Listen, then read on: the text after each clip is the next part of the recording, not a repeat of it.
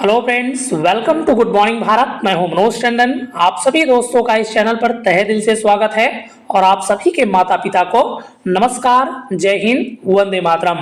Friends, लेकर के आ गए हैं रेलवे में पूछे हुए 30 अति महत्वपूर्ण प्रश्न उत्तर।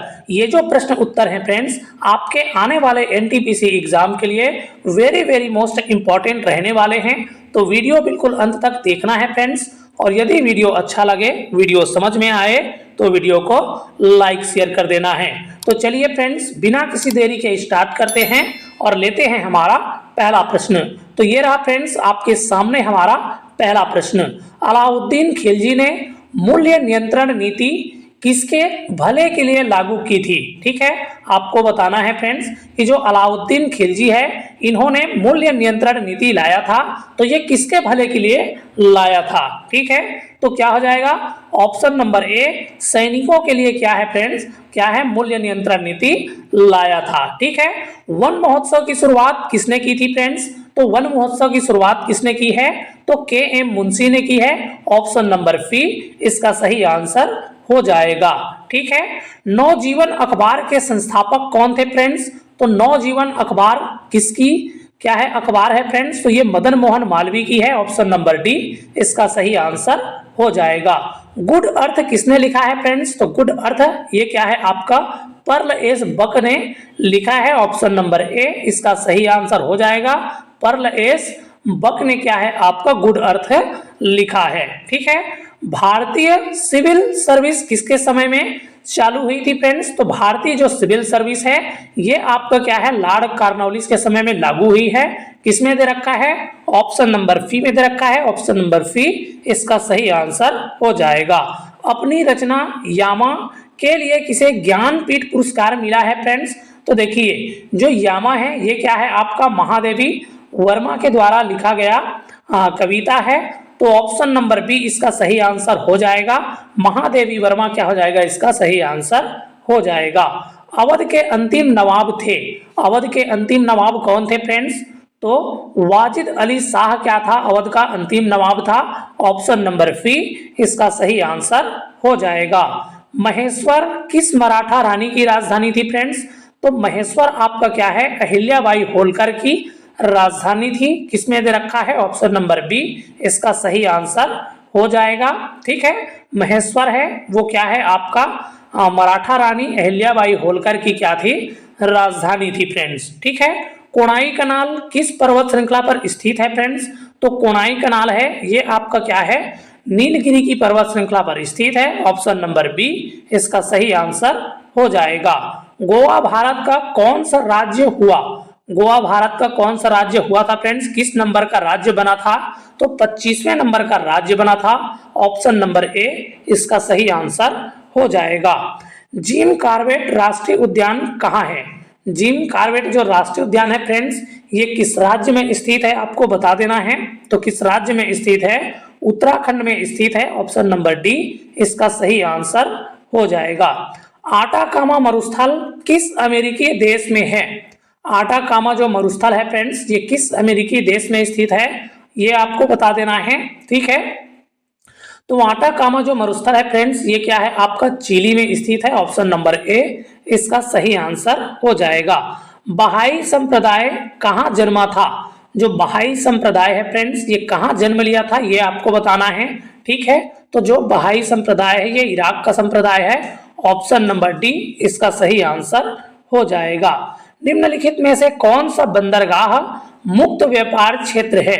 कौन सा बंदरगाह है फ्रेंड्स जो कि आपका क्या है मुक्त व्यापार क्षेत्र है? तो कौन सा बंदरगाह है? कांडला बंदरगाह इसका सही आंसर हो जाएगा। कांडला बंदरगाह को हम लोग दीनदयाल उपाध्याय बंदरगाह के नाम से भी जानते हैं और ये जो बंदरगाह है फ्रेंड्स गुजरात में स्थित है। ठीक है, तो ऑप्शन नंबर ए कांडला बंदरगाह क्या हो जाएगा? इसका सही आंसर हो जाएगा। कागज का भारत में आगमन किस सदी में हुई है फ्रेंड्स? तो कागज का जो आगमन है वो भारत में क्या है 13वीं सदी में हुई है। किसमें दे रखा है? ऑप्शन नंबर बी क्या हो जाएगा? इसका सही आंसर हो जाएगा। कथक किस क्षेत्र का शास्त्रीय नृत्य है फ्रेंड्स? तो कथक आपका उत्तर भारत का शास्त्रीय नृत्य है, उत्तर प्रदेश का शास्त्रीय नृत्य है। ऑप्शन नंबर ए इसका सही आंसर हो जाएगा। ठीक है, ऑल इंडिया रेडियो की स्थापना किस वर्ष हुई थी फ्रेंड्स?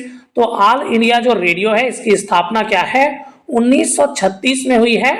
तो ऑप्शन नंबर डी में दे रखा है 1936। ऑप्शन नंबर डी क्या हो जाएगा? इसका सही आंसर हो जाएगा। एयर इंडिया के विमान चालक बनने वाली प्रथम महिला कौन थी फ्रेंड्स? तो जो एयर इंडिया के विमान चलाने वाली पहली महिला कौन थी? तो सौदामिनी देशमुख थी फ्रेंड्स। ठीक है, कौन? सौदामिनी देशमुख क्या है? आपके एयर इंडिया के विमान को चलाने वाली पहली महिला थी। ठीक है, अगला प्रश्न लेते हैं। अगला प्रश्न है फ्रेंड्स, तो अगला प्रश्न हमारा क्या है? राष्ट्रीय सुदूर संवेदन अभिकरण कहाँ स्थित है? राष्ट्रीय सुदूर संवेदन अभिकरण कहाँ स्थित है फ्रेंड्स? तो ये आपका हैदराबाद में स्थित है। ऑप्शन नंबर सी इसका सही आंसर हो जाएगा। आगे बढ़ते हैं, अगला प्रश्न लेते हैं फ्रेंड्स। अगला प्रश्न हमारा है, प्रहार निम्नलिखित में से किसकी आधुनिक प्राप्ति है? तो प्रहार किसकी आधुनिक प्राप्ति है फ्रेंड्स? तो देखिए ये आपका 2002 में पूछा गया था फ्रेंड्स, तो यह प्रश्न हमारा पुराना हो गया है। फिलहाल जो प्रहार है ये क्या है? आपका भारतीय नौसेना का आधुनिक प्राप्ति है। ऑप्शन नंबर डी इसका सही आंसर हो जाएगा। ठीक है, निम्नलिखित में से कौन सा कण अस्थायी है फ्रेंड्स? तो न्यूट्रॉन है, वो क्या है? हमारा अस्थायी कण है। ऑप्शन नंबर डी इसका सही आंसर हो जाएगा। स्वराज मेरा जन्मसिद्ध अधिकार है और मैं इसे लेकर रहूंगा, यह शब्द थे। यह शब्द किसके थे फ्रेंड्स? तो ये आपका क्या है? लोकमान्य तिलक का है। तो क्या हो जाएगा? ऑप्शन नंबर सी इसका सही आंसर हो जाएगा। ठीक है, स्वराज्य मेरा जन्मसिद्ध अधिकार है और मैं इसे लेकर रहूंगा, ये क्या है? आपका लोकमान्य तिलक की क्या है? शब्द थे फ्रेंड्स। ठीक है, ऑप्शन नंबर सी इसका सही आंसर हो जाएगा। गजराज किसका नाम है फ्रेंड्स? तो गजराज किसका नाम है? तो मिराज 2000 है, इसका नाम क्या है? आपका गजराज भी है। तो ऑप्शन नंबर डी इसका सही आंसर हो जाएगा। हिमालय के सर्वोच्च शिखर माउंट एवरेस्ट की ऊंचाई कितनी है फ्रेंड्स? तो हिमालय की जो सर्वोच्च शिखर है माउंट एवरेस्ट, इसकी ऊंचाई 8848 मीटर है। ऑप्शन नंबर बी इसका सही आंसर हो जाएगा। भारतवर्ष की सबसे लंबी नदी कौन सी है? ठीक है, भारतवर्ष की सबसे लंबी नदी कौन सी है फ्रेंड्स? तो सबको पता है, बच्चा बच्चा जानता है फ्रेंड्स कि गंगा नदी क्या है? भारत की सबसे लंबी नदी है। ठीक है, गंगा नदी क्या हो जाएगा? इसका सही आंसर हो जाएगा। आगे बढ़ते हैं, अगला प्रश्न लेते हैं फ्रेंड्स। अगला प्रश्न है, सियाचिन ग्लेशियर भारत के किस राज्य में स्थित है? ठीक है, देखिए फ्रेंड्स, जब ये प्रश्न पूछा गया था उस समय क्या है? जम्मू कश्मीर और लद्दाख हमारा केंद्र शासित प्रदेश नहीं था, तो ये हमारा राज्य पूछा गया था फ्रेंड्स। तो ये क्या है? आपके जम्मू कश्मीर राज्य में उस समय स्थित थे। ठीक है, इस समय क्या है फ्रेंड्स? इस समय जम्मू कश्मीर और लद्दाख दो यूनियन टेरिटरी बना दिए गए हैं, केंद्र शासित प्रदेश बना दिए गए हैं। तो जो हमारा सियाचिन ग्लेशियर है अब क्या है? ये हमारा लद्दाख में पड़ेगा फ्रेंड्स। ठीक है, चलिए आगे बढ़ते हैं, अगला प्रश्न लेते हैं। अगला प्रश्न है हमारा, झरिया के खाने देश के किस राज्य में स्थित है? ठीक है, झरिया की खाने देश के किस राज्य में स्थित है फ्रेंड्स? तो झरिया के जो खाने हैं ये आपका झारखंड में स्थित है। ठीक है, झ से झरिया, झ से क्या है? झारखंड। ठीक है, ये आपको क्या कर लेना है? याद रख लेना है। ठीक है, आगे बढ़ते हैं, अगला प्रश्न लेते हैं। अगला प्रश्न है, राजस्थान नहर का नया नाम क्या है? ठीक है, राजस्थान नहर का जो नया नाम है वो क्या है फ्रेंड्स? तो इंदिरा गांधी नहर है। ऑप्शन नंबर बी इसका सही आंसर हो जाएगा। सरदार सरोवर परियोजना किस राज्य में क्या है? निर्मित है फ्रेंड्स। तो सरदार सरोवर जो परियोजना है ये क्या है? हमारा गुजरात राज्य में निर्मित है। ऑप्शन नंबर डी इसका सही आंसर हो जाएगा। नोबेल पुरस्कार कब आरंभ किए गए थे फ्रेंड्स? तो नोबेल पुरस्कार का जो आरंभ है वो क्या है? आपका 1901 में प्रारंभ किया गया था। ऑप्शन नंबर ए इसका सही आंसर हो जाएगा। निम्नलिखित में से कौन प्राचीनतम स्मृति है फ्रेंड्स? तो सबसे प्राचीनतम स्मृति कौन है? मनु स्मृति है। ऑप्शन नंबर बी इसका सही आंसर हो जाएगा। ठीक है, आराम हराम है यह प्रसिद्ध नारा किससे संबंधित है फ्रेंड्स? आराम हराम है ये प्रसिद्ध जो नारा है इसको जवाहरलाल नेहरू ने दिया है। तो किसमें दे रखा है, Jawaharlal Nehru, option number A क्या हो जाएगा इसका सही आंसर हो जाएगा। ठीक है, आराम हराम है ये जो नारा है फ्रेंड्स, ये जवाहरलाल नेहरू का नारा है, ऑप्शन नंबर ए इसका सही आंसर हो जाएगा। भारत में किसी राज्य की राज्यपाल बनने वाली पहली महिला थी। ठीक है, भारत में पहली महिला जो किसी राज्य की राज्यपाल थी फ्रेंड्स, वो कौन थी, तो सरोजिनी नायडू थी, ऑप्शन नंबर सी इसका सही आंसर हो जाएगा। Option number C Sarojini Naidu क्या है इसका सही आंसर हो जाएगा। ठीक है, लॉ ऑफ फ्लटिंग सिद्धांत की खोज किसने की थी, लॉ ऑफ जो फ्लटिंग है फ्रेंड्स, इसका सिद्धांत की खोज किसने की है, तो इस सिद्धांत की खोज आपका आर्किमिडीज ने की है, ऑप्शन नंबर डी इसका सही आंसर हो जाएगा। आर्किमिडीज क्या हो जाएगा इसका सही आंसर हो जाएगा। ठीक है, मानव शरीर का सबसे बड़ा अंग कौन सा है फ्रेंड्स, तो मानव शरीर का जो सबसे बड़ा अंग है वो क्या होता है हमारा, यकृत होता है, ऑप्शन नंबर बी इसका सही आंसर हो जाएगा। ठीक है, मानव शरीर का सबसे बड़ा अंग कौन सा है, तो यकृत है, ऑप्शन नंबर बी में दे रखा है, तो ऑप्शन नंबर बी क्या हो जाएगा इसका सही आंसर हो जाएगा। विश्व में चारों ओर बिना दोबारा तेल भरे परिक्रमा करने वाला पहला वायुयान कौन था। ठीक है, विश्व के चारों ओर बिना दोबारा तेल भरे हुए परिक्रमा करने वाला पहला वायुयान कौन था फ्रेंड्स, तो कौन था फ्रेंड्स, तो डिक बरर क्या हो जाएगा, डिस्क बरर इसका सही आंसर हो जाएगा, ऑप्शन नंबर सी इसका सही आंसर हो जाएगा।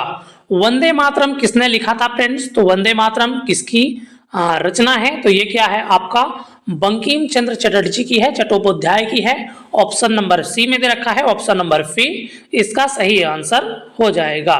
ठीक है, अगला प्रश्न लेते हैं। अगला प्रश्न है एम्पियर का प्रतिरोध संट के प्रतिरोध की अपेक्षा होती है। ठीक है, तो क्या होती है फ्रेंड्स, एम्पियर का प्रतिरोध संट के प्रतिरोध की अपेक्षा क्या होती है, बहुत अधिक होती है फ्रेंड्स, ऑप्शन नंबर डी में दे रखा है बहुत अधिक होता है, तो ये क्या हो जाएगा ऑप्शन नंबर डी हमारा सही आंसर हो जाएगा।